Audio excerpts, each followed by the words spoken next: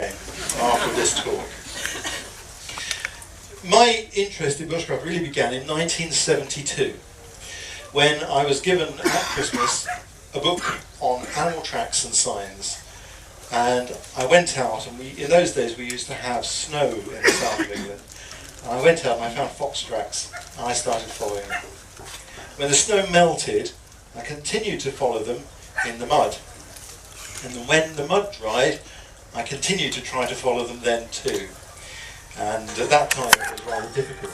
Still difficult, 45 years later. I hope in a few years' time to have learned a little bit about tracking.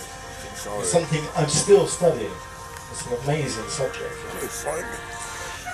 At about the same time, at the school that I went to, I had to take part in lessons in judo. It wasn't voluntary, it was a compulsory lesson.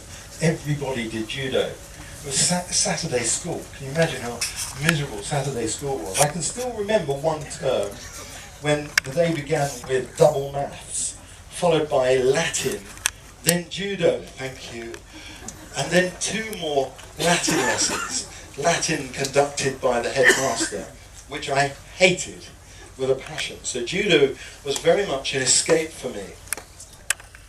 And the man who taught the judo was a very special man. His name was Kingsley Hopkins, and he belonged to an amazing club in London called the budokai, which is the oldest club outside of Japan.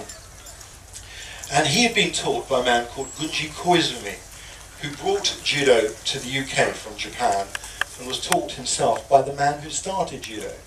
So when he taught the subject, he didn't teach it as a sport that we know today. He taught it as a way of life, as a martial art.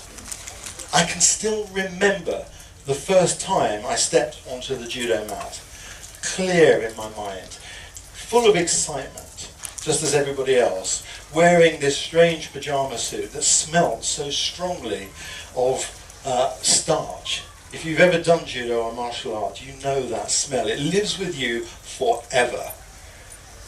And the first thing we were told, judo is a way of life. And in many ways, the bushcraft that I practice today is my study of judo, the gentle way.